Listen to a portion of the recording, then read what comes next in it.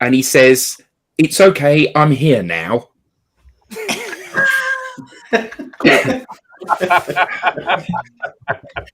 Boom, boom. Boom, boom. Hello, everybody, and welcome to the Digital Download. Today, and we got a full house. 9. I'm not sure that we can have more Live's than longest running weekly business LinkedIn live stream. Yeah. It started on the 4th of May, which is Star Wars Day for many of you, 2021. Wow. Wow. So approaching 2 years. That's remarkable. That is remarkable. Which is why Tim just talked about it. Yes, worthy of remark. Yes, and we got a full house, 9 of us today, which I'm not sure we can have more than 9 on this platform on screen at any one time. So it's a maximum license, I think, for the money that you pay. Yeah. Is it? Oh dear. Well, we need to make sure that we keep it thinned down to 9 then, don't we? So welcome everybody. Today we are talking about are we all working in a family business? Now, I think all of us kind of think of family businesses as being the local shop or your dad's accounting firm that you go and work within or whatever it is. But I think that there's been a big shift over the last 2 years with remote working and the advent of digital and the rise of social, and it's having a dramatic effect on how we view ourselves, interaction in our home, because let's be honest, most of us are working from our spare bedrooms most of the time. So it means that our life partners, our spouses, our families can come and often do come and join the call. And also very much aware of what it is that we're doing. But also that glimpse into somebody's home life means that we're much more connected to people than we were before. You know, I know what your spare bedroom looks like. I know when you're not in your spare bedroom, when you're phoning in from a coffee shop or whatever it is. And that makes me feel much more connected to you, excuse me, to you and to the other people. And the question is, do we all feel that we're more connected to people? Do we all feel that we're part of an extended family? Do we all feel that our families are more involved in what it is that we do? And is that also true when we work within a large corporate? We're now able to have and develop friendships and relationships with people across an organization in a way that would have seemed very alien 2 or 3 years ago. But before we get on to debating that, let's all introduce ourselves. Tim. Hi, I'm Tim Hughes. I'm the CEO and co-founder of DLA Ignite, and welcome everybody. Alex. I'm Alex Abbott, founder of Sapiro and proud DLA partner. Good to be here today. Will. Hello, everybody. I'm a DLA associate, so work with Tim and Adam especially, and I'm also an independent learning consultant and coach. Tracy. Hello, everyone. I am Tracy Morrison, the Canadian representative on the panel today of TLB Coaching and Events, and I'm too a proud partner of DLA Ignite. Lenwood.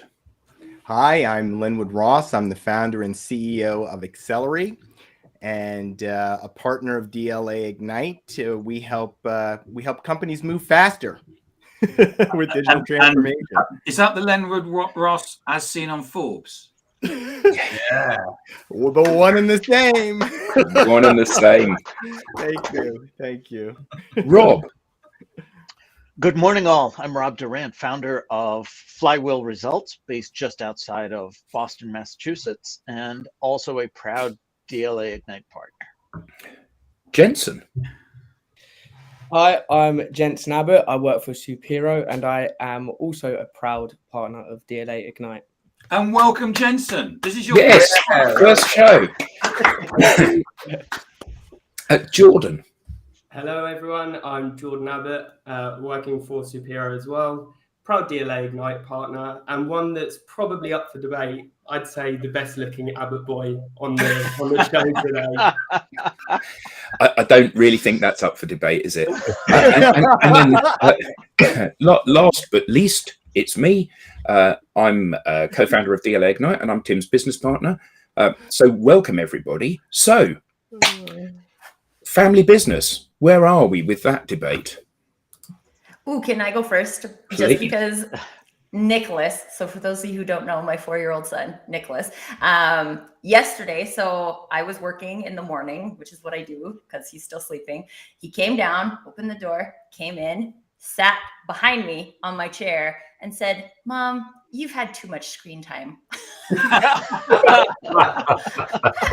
I was like, there's some truth to that based on how much screen time I give him at one given time. But that was just like the first thing that came up to me when we're talking about family business, because there's less ability to separate business and family. And then it's almost like you're forced to figure out like what is the harmony here that can exist, because I don't believe in balance. But yeah, you can't really stop your family from being involved in your business. And something that I've really been recently looking at, I started monitoring my internet usage on my phone to see like which apps am I spending time looking at on my phone. And the first week I got the report, I was like, oh my God, I spent like 4.5 hours a day on my phone, not just on my, like, that doesn't include what I'm doing on my computer, on my phone. And that's like, some of that is me learning Spanish, but a lot of it is like being on LinkedIn. I am learning Spanish, fun fact. But a lot of it is LinkedIn or replying to emails or work-related things. And I'm doing a lot of that while I'm with Nicholas. So it's been interesting to me to like explore this perspective of what is like, literally, I'm an entrepreneur and also have a family business just because the rest of my family is by default involved. So is that a good or bad thing, do you think? You know, the merging of these two worlds and the fact that you can you can simultaneously say, I'm going to leave my desk for half an hour to go and do lunch for Nicholas, but equally you end up saying, I'm going to leave Nicholas for half an hour to go and do a call. So is this on balance a good thing or a bad thing? I think probably for everybody it's different. And I don't believe in things being inherently good or inherently bad. It's how we interpret them. So like yesterday we made cream puffs because I was like, I've never made a cream puff, and Nicholas had never made a cream puff. So that was our activity we did for the afternoon. And I had to leave making cream puffs. Between the cream puffs, and the cream puffs actually turned out quite good, the pastry cream turned out terrible. So pros cons. But I had to leave in between to go and do a call, 30-minute call. And it was really interesting because while that morning when Nicholas came down and he had told me I had too much screen time, I went and I did a 30-minute call. I came back and we continued baking, and he was like, oh, that was quick. So I think we all have to figure out, like, what about this works? What about it doesn't work? I know one of the things when I started my business when I moved from corporate into running my own business that I noticed is that I used to have this like decompression time between work and home in the commute. And I think a lot of people lost that going into remote work. And so now I need to find a different way to create decompression time, but I don't need to create it. Like, did anybody really like sitting in traffic? I didn't actually like sitting in traffic, right? That was my decompression time. So now I get to like go for a walk outside, or I get to write for a little bit, or paint. I do watercolor painting. So like I can paint for 20 minutes and I can create that decompression, and then I can come right back to Nicholas. Or we were talking about this before we came on, but I don't know if all of you remember when Nicholas flew Jupiter across the screen, but those are watercolor planets, right? So we painted those planets out of watercolor. It combined two things. So I think it's more about like, there's this new like creation that has to happen in order for it to work. I don't think it's inherently good or bad. I think it can work if you find ways that can make it work. But I think part of the question is, you used to have that decompress. Do you need to have a decompress? because I love what I do, so I recognise that I'm very privileged from that perspective. So for me, leaving a comment against or answering a question, a DM that I get on LinkedIn at 10 o'clock at night, or responding to an email at 7 o'clock in the morning before I've had breakfast and my first cup of coffee, I don't see that as being a hardship or an intrusion, because I have the freedom to work at 10 o'clock at night, but also to take off 11 till 12 o'clock during the day if I want to. And I think that increasingly this hybrid working and this different work-life balance that we have, because we all have an expectation that I'm gonna send you a text now, and then I sit there drumming my fingers waiting for you to respond, which is completely unreasonable. In the days of sending letters, you would have sent a letter, you would have waited a week, you'd have seen what the response was going to be. Now you expect an immediate response, and we all do that. But also we serve that because we know that the people that we're talking to expect that as well. So I think there's a certain degree of give and take. And I think that Andrew's comment here, can you separate family from business when working from home? I think the question is, should you even try to separate family from business when you're working from home? Because so the answer is yes. You just need a curtain. I was going to say, I now have doors, and that substantially helps. On the other side of that curtain is my living room. And I will conduct interviews throughout the day. I'm interviewing candidates. Many a time I've closed shop for the day and gone to the dinner table only to have my children mock me for the things that I've been saying on these calls. So, yeah, you can separate it. Of your family knowing your business. Yeah, they're all in my business. Yes. Yeah. It reminds me of that interview, the BBC guy. It's. Do you want me to share my screen? I've got the clip ready if you want to see. Yeah, go for it. I think you need to let me in. I'm sharing, I think, or let my screen share in. It hasn't popped up yet. No. Oh, It's just gone. There we go. Right.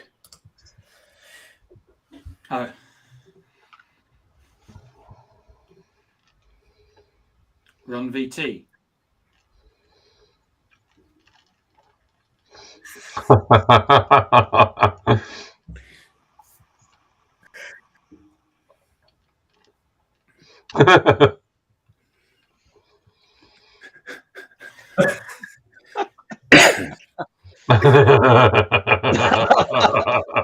love how she tries to sneak in. You can see everything. So I remember when this happened. I mean, I'm sure lots of you do. I remember when that happened, and I remember the furore around the comments there. This was kind of at the start of COVID, and this was a guy who was a political commentator, and that was his big break, wasn't it? He was going out live on the BBC, and I think I think we as an audience and recipients of seeing that going on people's calls, I think we've softened to that, haven't we? Once upon a time, It would have been, I expect you to be in your office. I expect you to be wearing a shirt and tie. I expect you to be sitting up, bolt upright, having the video call. And now it's an altogether more relaxed environment. This is like having a coffee with somebody as that introductory meeting. And even when you're presenting, there's a more relaxed feel to it than perhaps there would have been 2 or 3 years ago. Yeah, I was on a call the other week, and the ladies the person I was talking to, her cat kept jumping on the table, and initially, with the cat's tail swishing in front of her face, it was quite off-putting. But I certainly felt like it was normal in the end, as opposed to 2, 3, 4 years ago when you had an interruption, kids, animals. It was a frustration or mortifying. Yeah. The flexibility allows us to be, more human, right? So people get a better sense of who we are, and we don't feel that we need to put up as much pretense, which is, any pretense. And that's a benefit for everyone, because those masks are no good. They're not helpful to us when we want to relate with people. But it also requires us to have more boundaries, right? We have to be more intentional about our boundaries. And that's going to be different for everyone. You know, Adam doesn't mind, using his phone to answer questions at 10 o'clock at night. But someone else might need to, stop and say, okay, after 7 o'clock, I'm not going to do that. Now, when it comes to my family, it's really helpful to me to have the boundary of the door. They know when the door is closed, hey, Dad is working. But they also know when I'm downstairs and I'm with them, I'm fully present with them. I'll do my best to leave the phone, leave the laptop, and that's their time. And so I've created boundaries around that. Now, the other thing that is a great benefit that I love about working at home, my daughter said, Daddy, you love work. Because I spend so much time doing it. I said, no, I don't love work, but I need to work. And so it's good for them to see that the way you make progress to achieve your goals is through hard work. Right? So I'm modeling that for them. And then they take that and they apply it to their schoolwork. They say, I've got to focus. I've got to do this work. That's what Daddy does. And that's what I need to do. So that's one of the great benefits of having your kids see, how much you work and help them to understand why that's important. Yeah, I think to a certain extent, it's part of who we are and also part of our upbringing. So when I was very young, my dad worked in London. When I was maybe 10, my dad worked from home, and he was an architect and he loved what he did. So he would work at weekends and he would work in the evenings because he never viewed it as work. He viewed it as his calling. And whenever I've either worked for somebody or worked within my own business, I've always tried to adopt the same thing, the same attitude. I love what I do. If I don't love what I do, I need to change it or change what I do, because it's such a huge part of your life. And I think that if you're stuck in a job that you don't like, or doing something you don't like, or working with people you don't like, then it becomes much more of a stressful, unpleasant environment where you do need to decompress and you do need to get away. But when you work with people that you love and you work doing something that you love and you genuinely feel that you're contributing something, then it's a joy to do it. And it shouldn't be the only joy you have, but it's perfectly okay for you to equally enjoy doing your work and going out for dinner with your family and playing the guitar and going for a bike ride and anything else that you do. Because why should you compartmentalize work as being the thing you have to do rather than the thing that you love doing and you earn money as a byproduct? Yeah, so I think that instilling that or giving that as a boundary for the people around you is really important. But I mean, on the call, we've got a proper family business as well, haven't we? Yeah. Indeed. Yeah. I think Vincent and I are both familiar with, throughout our upbringing, Dad working non-stop because he loved what he did. There was also the sort of pressure, I guess, while he was still in the corporate world. But it definitely, I think, as you said, Lenwood, sort of taught us what we needed to do to achieve what we wanted. And he knew that he had to put that work in so that when he could take us out on holiday and then he could enjoy that time with us. Although there were a few times where he was sitting in the lobby trying to get Wi-Fi to close the deal. But yeah, no, I think it's valuable for us to have witnessed that. I think there's a funny thing. I mean, I agree with what we've been saying about kind of digital has made this process go much faster, much quicker, and really bring it home. But I was kind of reflecting when I was growing up, and I remember must have been about 87 or 88 when my father got his first car phone, which was one of those fitted in the car with the big curly wire and all that kind of stuff. And first of all, before all the safety stuff came in, he'd actually physically be holding it to his ear, and then the loudspeaker hands-free started to come in. So we then started to get an insight, because he would then have these kind of business calls, and of course the phone would go, and it's like, oh, there's a number, right? Everybody shut up, you've got to pretend you're not here, and he'd go off and have a business call. So started to get that insight as to what he did, and how he worked. He was in sales, so lot of calls, trying to deal with problems, paper sales and things like that. So I think it's kind of been coming gradually. And if you go back further in history, I think, as you said at the start, Adam, people might occasionally be taken into their father's or mother's place of work and got a glimpse or insight. Certainly in the kind of summer holidays, if there was some extra filing that needed doing, that the company, especially when he set up his own company, then my brother, sister and I could go and do that and earn a couple of bob doing it. So kind of progressively it came on. But I think, the big accelerator has been moving to digital, and then the even bigger accelerator was COVID, because we were all at home. We couldn't go into the office, and it became our offices. But has that been a good thing for you, Will? Well, it kind of coincided as well from moving from corporate into setting up my own business. So, I think the funny thing was, when I was in corporate, I used to spend far too much time at work, but it was very much that kind of process that Tracy was talking about, that I always felt when I left work and I wouldn't have to bring it home. So I prefer to stay and work later in the office, but know that I was done when I came back, and have that decompression that you talked about, Tracy. I think that was a really nice kind of way when you got home, you were kind of relatively normal, although my family might have had a different perspective on that.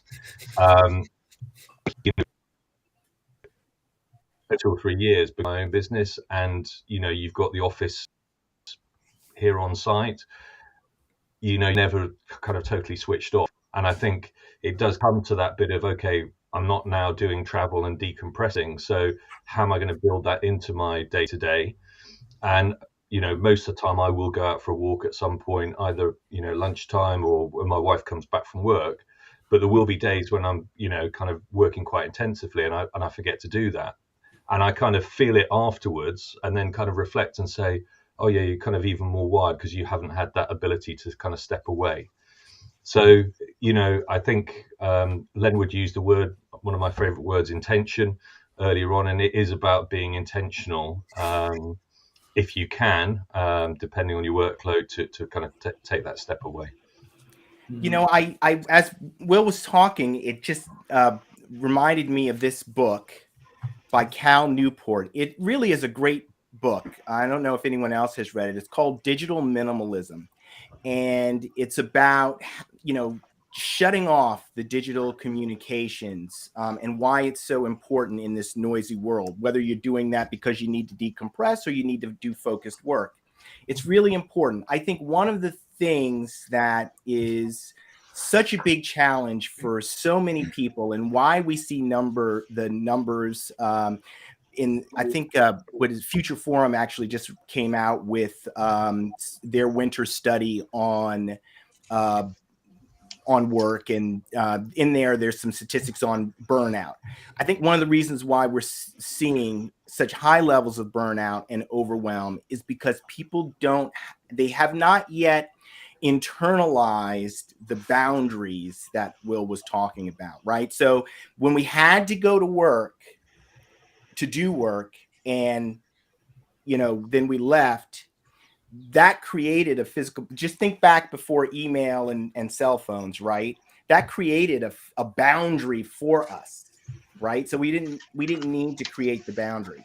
And just over time, there's been a creep with every digital technology, cell phones and email, and now the smartphone.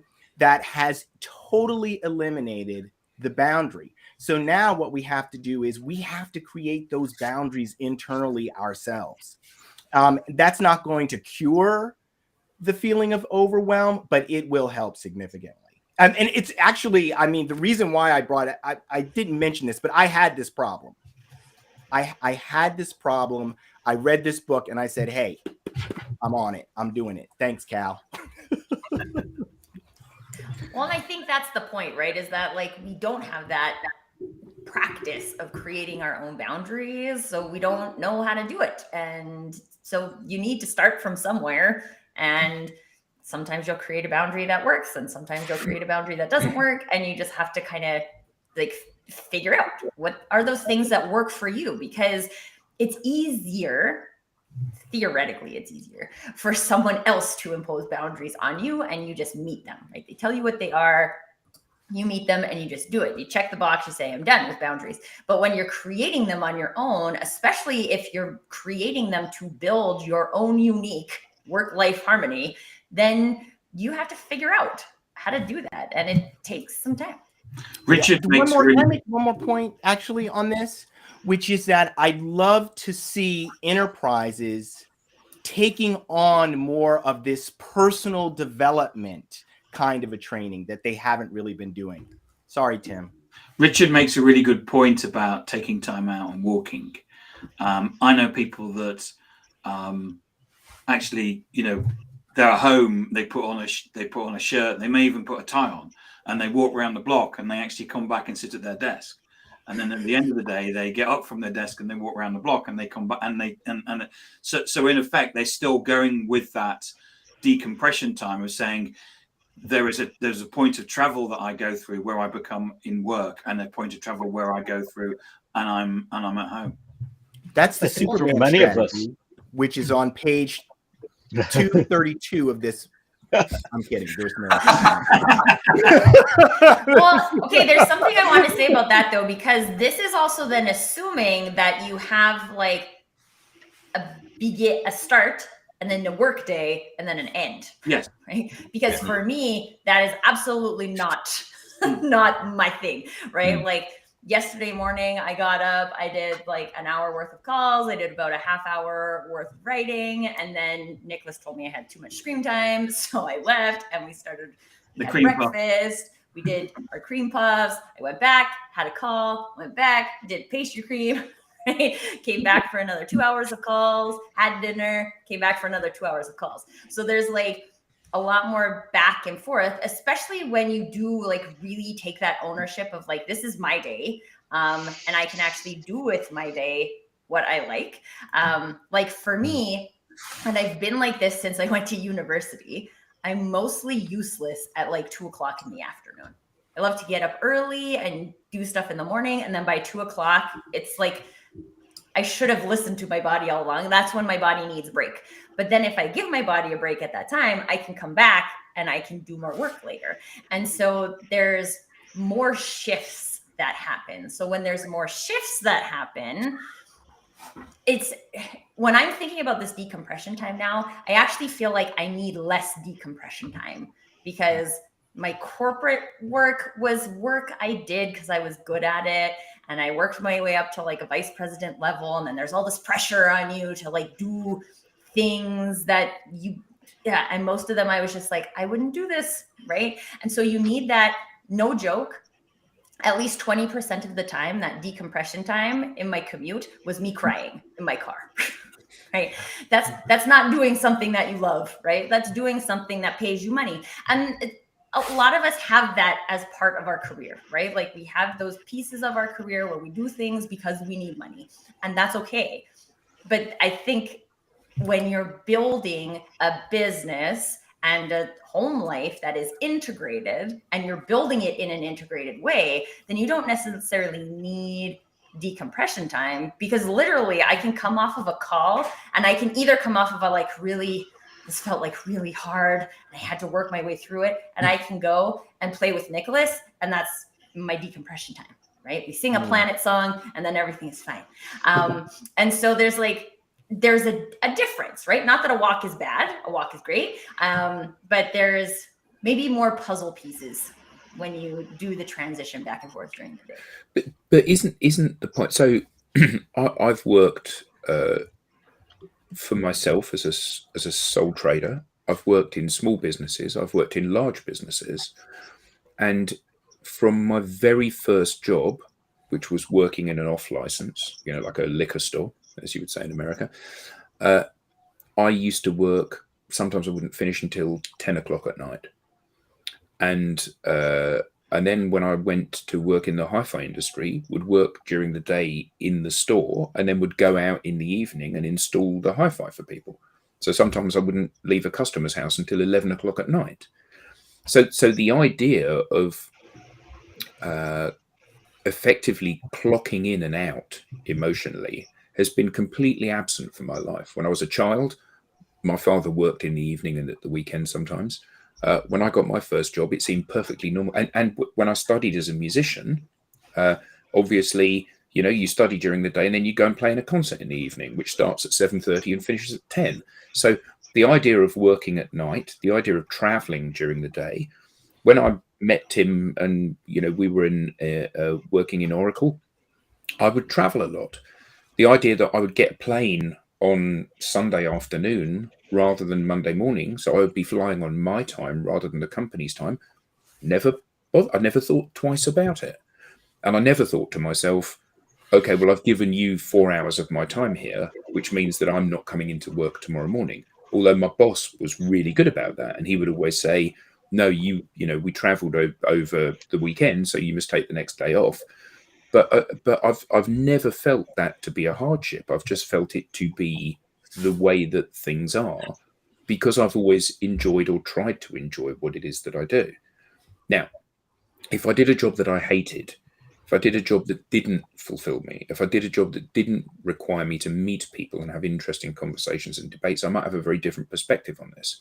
And I'm not saying that working in a factory is a bad thing to do, but what I am saying is that working in a factory would kill me.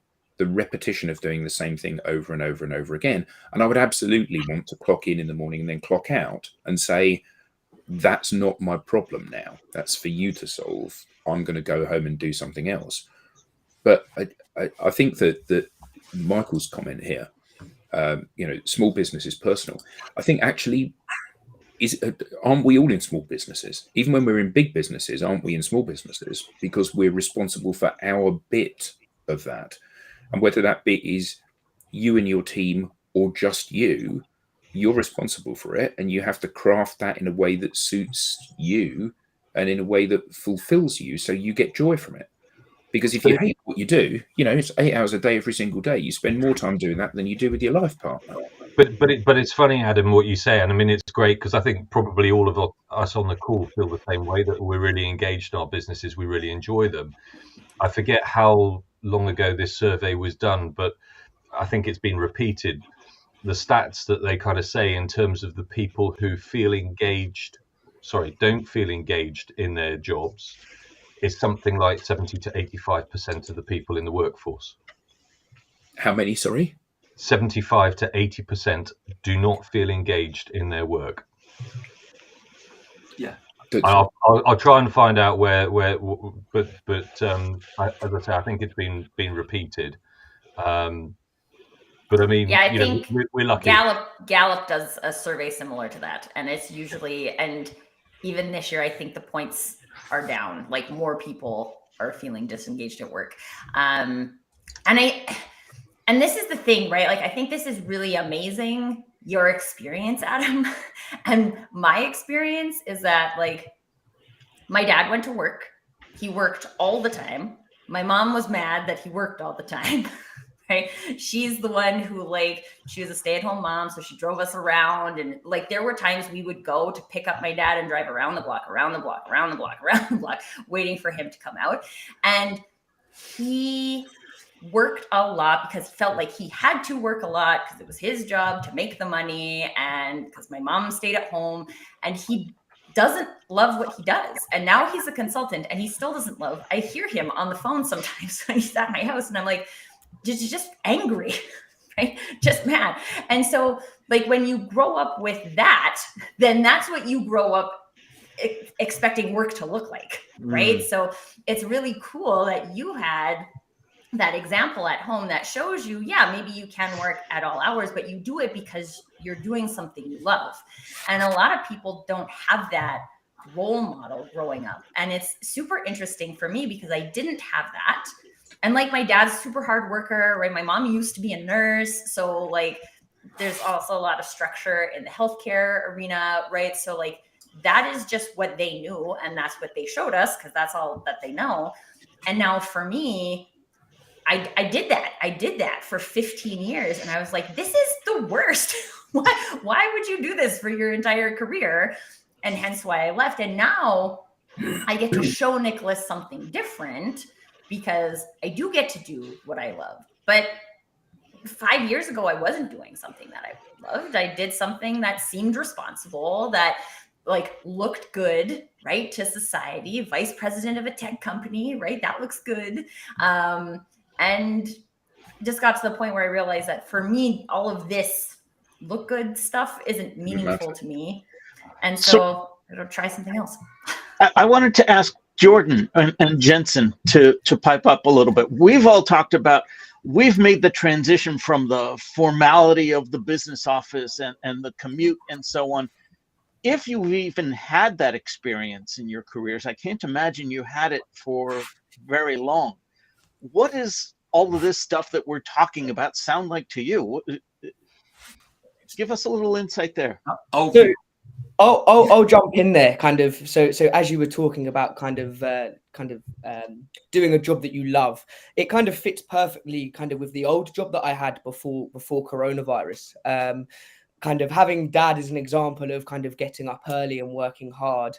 My previous job sometimes would require me to be in London from kind of 6 a.m. in the morning, and then kind of like yourself, Adam, I wouldn't leave London until 11 p.m. Sometimes getting home at 12 or 1 in the morning, and that kind of.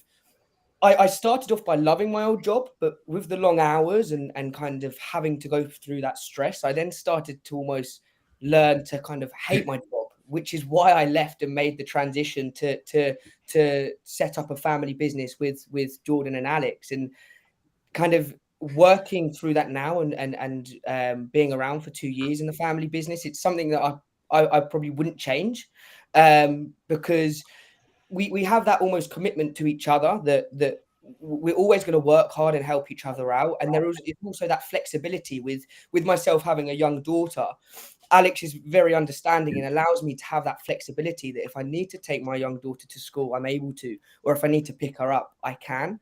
Whereas if I was in kind of the corporate world or worked at my old job and in London, I wouldn't be able to do that. So I think there's pros and cons to everything, kind of working with family, as some people may not have a good relationship with family and may hate working with them. Or let your daughter redecorate your house, Jensen. Which was... Exactly that. Yeah, it's certainly not without its trials and tribulations. I think we can all agree. But just to revert to what I think various people said about boundaries, just being really clear with Alex, okay, I need you to take your boss hat off, and we need a father-son interaction here. I need, you to put your arm around me and tell me everything's going to be all right, sort of thing. So yeah, I think it's crucial to have those boundaries, and as well, we trialed a while back a yellow and red card system, where and that's you're feeling a certain way, and okay, I need just a bit of space, and it didn't stick around, unfortunately. I think we all got a bit carried away with it. Did Dad get a few red cards? Thankfully, there were no fines for a red card like football. I think we've got a really interesting comment here from Craig, who was the guest last week or the week before. There's a lot of emphasis on work-life balance. However, isn't it more fitting that we realise that work is part of life? And I think that that's a really big shift over the last few years. Where once upon a time, like you said, Jensen, about you would commute into the office, you would work during the day, and then you would commute home again. Things were very compartmentalized. Even in a digital world, they were very compartmentalized. And now, not only does the working from home thing blur those boundaries, also, I think our expectation blurs those boundaries. And it's reasonable to say that I've worked with Tim for 7 years. He's an interesting guy that does lots of stuff, but in part he is defined, not entirely, but in part, by what he does and the seriousness with which he does it and takes it.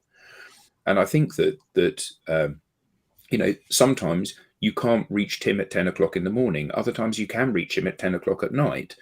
And it's this flexibility and the fact that we all of us feel an ownership of what it is that we do. And, I didn't work with Tim directly when we were at Oracle, but I imagine that he was exactly the same at Oracle. You've got a question, you ask the question, he'll come back to you as soon as he possibly can to answer the question, whether that's 7:10 on a Monday morning or Sunday afternoon. It actually doesn't matter. And part of this, I think, is about people recognizing this whole work-life balance thing. And what you said, Will, if you're one of the 75% that is not engaged by your work, then you're doing the wrong thing. And, there's a bigger question here about what is it that we're actually going to work for? When you're young, you think it's so you can buy a Ferrari and have a huge house. As you get older, you realize actually those things are not what you go to work for. You go to work to actually contribute something and to enrich yourself, not financially, but in terms of what you do and the people that you meet, the people that you work with. And I think that that it's really important that people start to recognize that they need to take a role in steering their ship through their journey.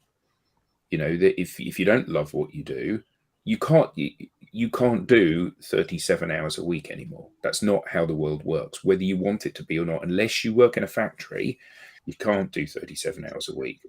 So given that you're going to be doing this for 50 hours a week or 60 hours a week or 70 hours a week at times, then you need to do something that has meaning for you.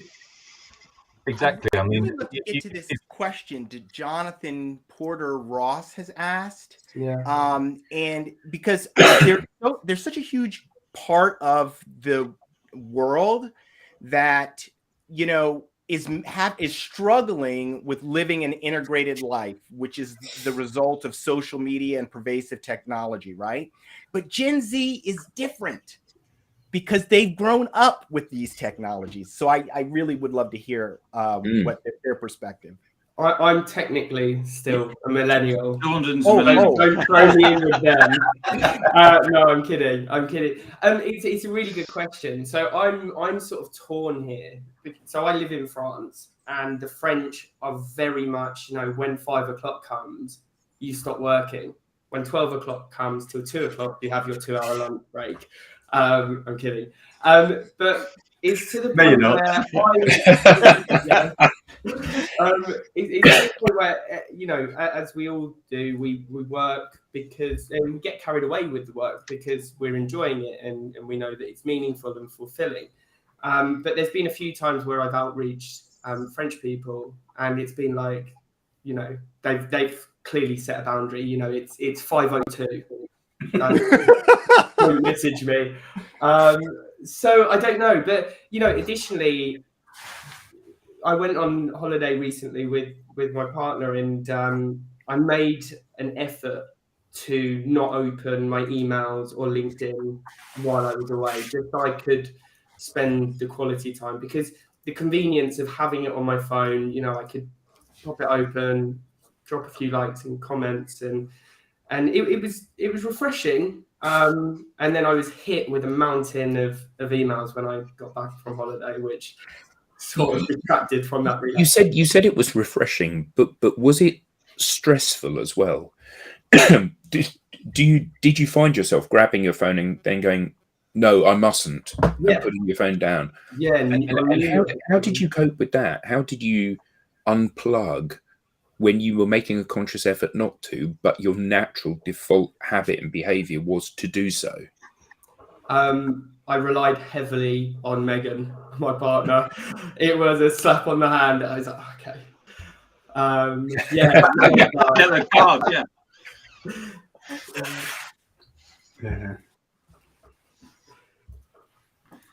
Jensen, what about you in terms of, because you've grown up with mobile phones and therefore people have got instant access to you. Have you seen? Do you need to go through and actually work out what the boundaries are? Can I jump in there quickly, gents? Yeah, go for it. I think I was going to say exactly what you're going to say, but go for it. I'm pretty sure you Is spent. Dad going to answer for you, Jensen? Yeah. Well, I guess he is, but I'm sure what he's going to say is So go. Yeah. Well, no, tongue in cheek, but every time I kind of look over, I swear he's on Snapchat on his phone. Not working. That's called productivity paranoia, Dad.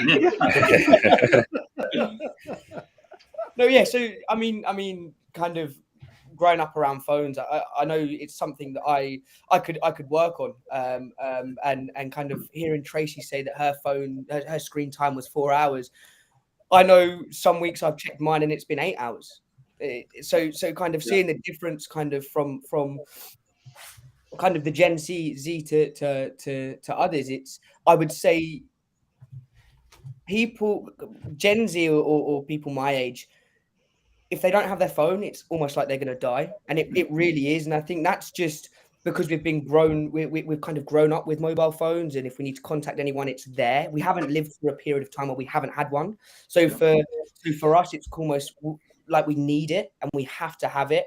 And that even if our phone dies, it's almost like we die.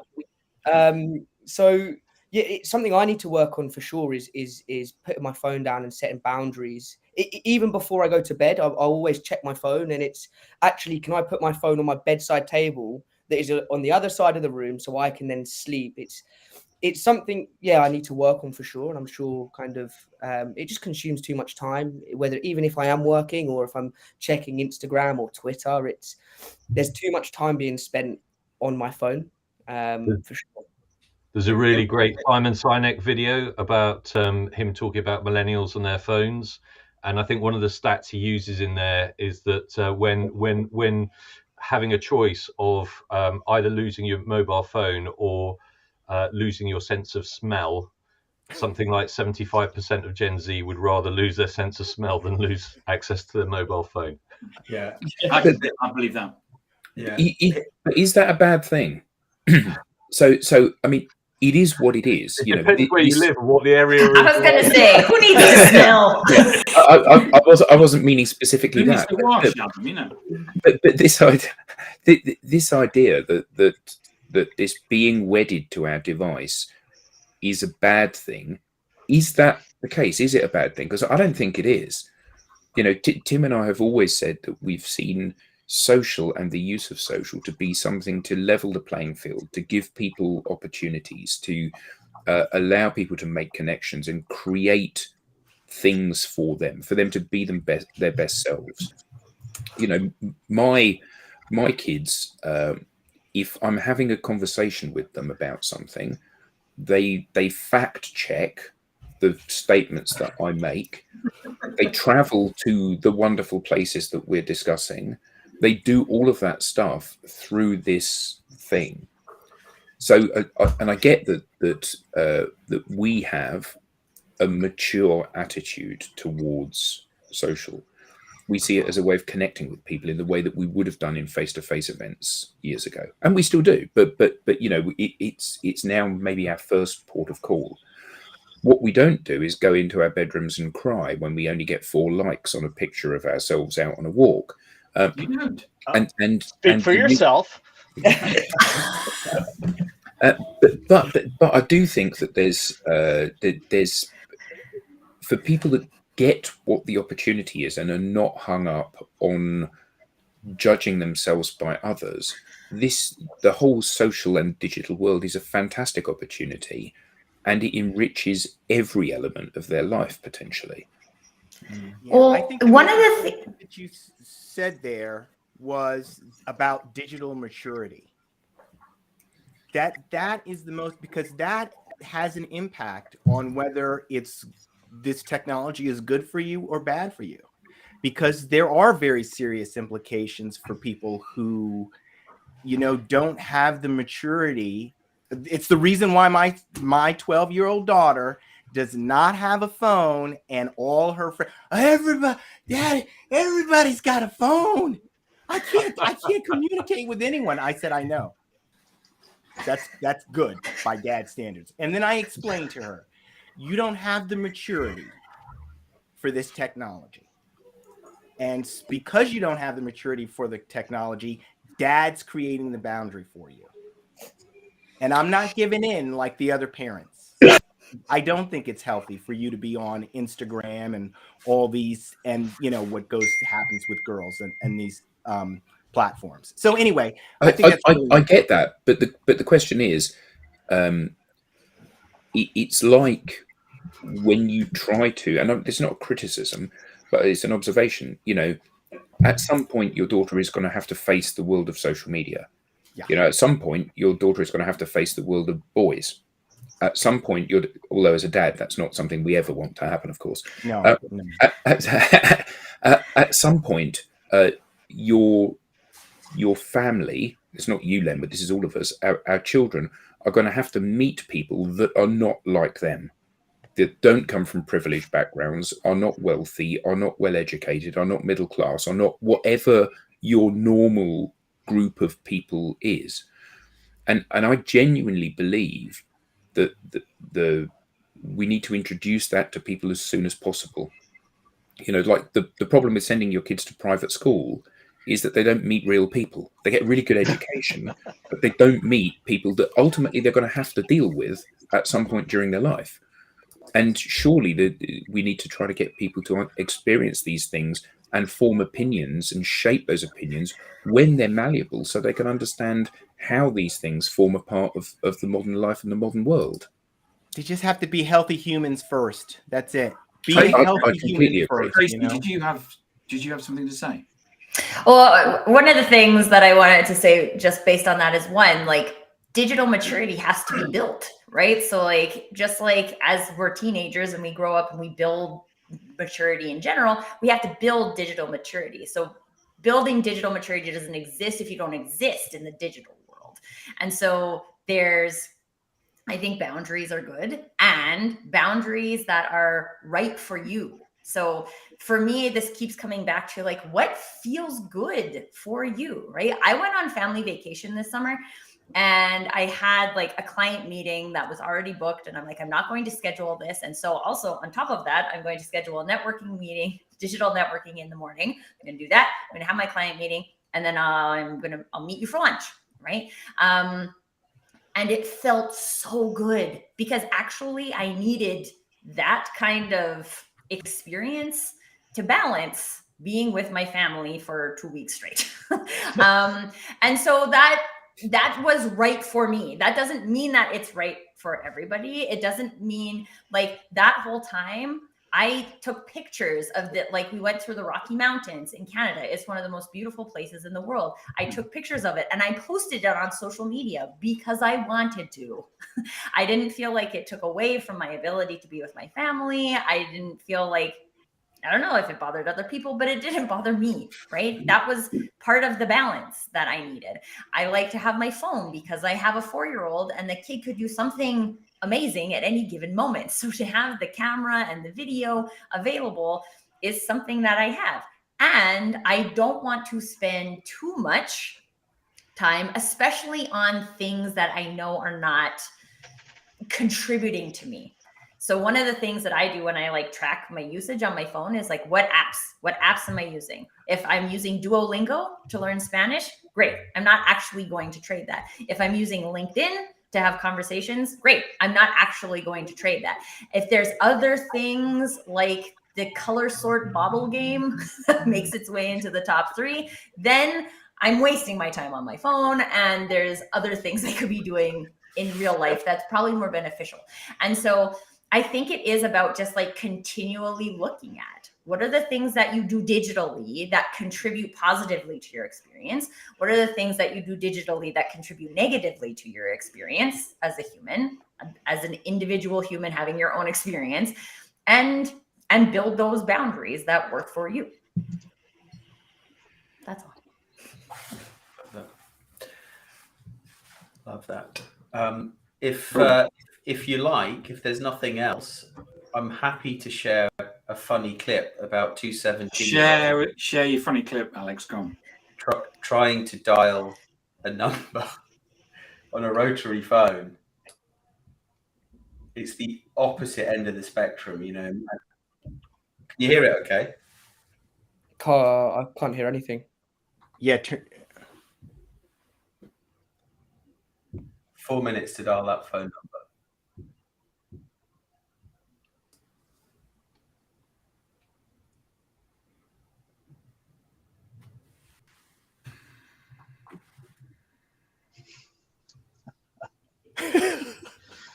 I wish we could hear it. Alex, when you click share, did it give you the option to play computer sound or computer audio? There might have been a little toggle switch after you click share. Try that again. Old people. Let me just pull it up on my phone. Yeah. Can you hear it now? No. Their dad basically gave them a phone number, said you got 4 minutes to dial this number using a rotary phone, and they're just in the process of figuring it out, but they've not picked the receiver up yet.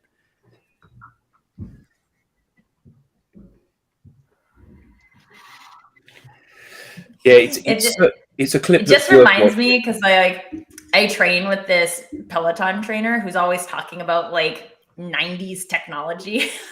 and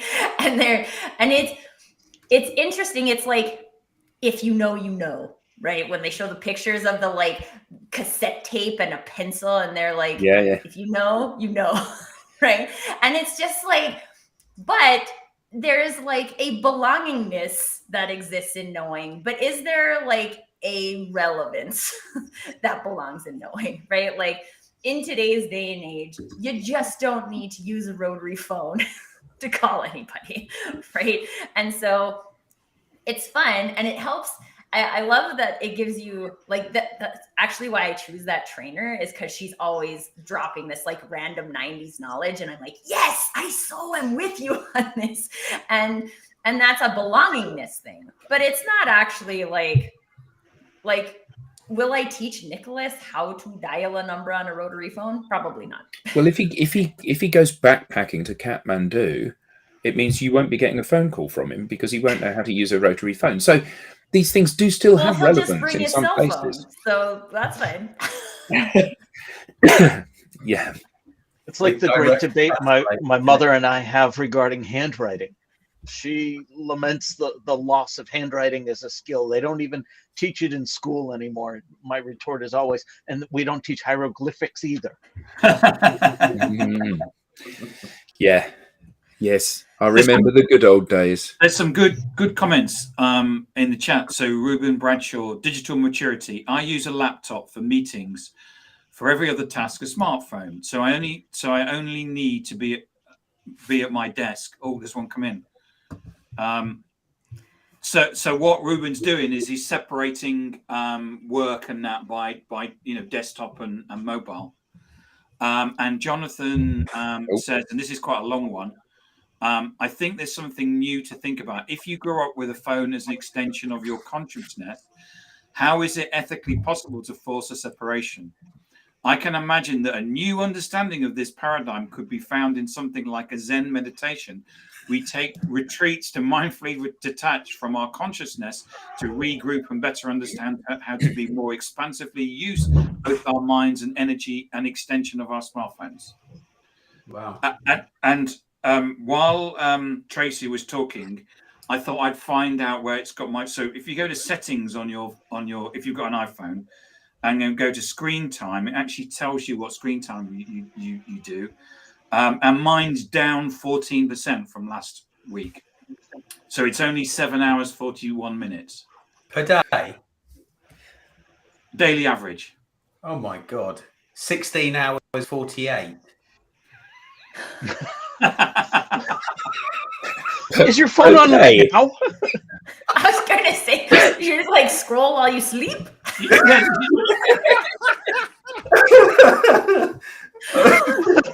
Yeah. Oh my goodness. And on that note, Alex has set a new world record.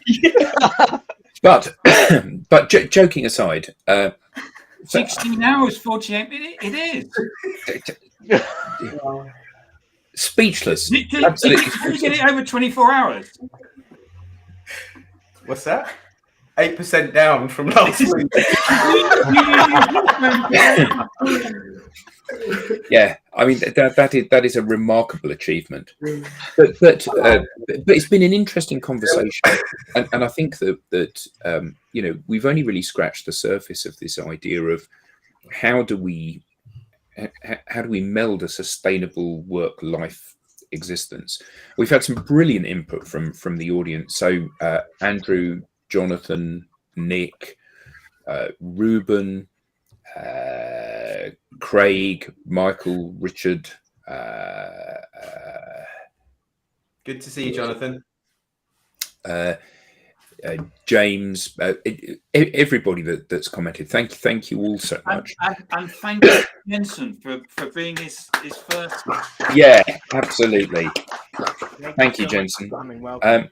And thank you to everybody on the panel. As always, a fascinating discussion, and I think something that perhaps we should cover again, because it's really interesting as our thinking develops and technology develops. This will become an ongoing issue that we have to find ways of solving or mitigating or happily coexisting with. So thank you all. Until next week, have a great weekend.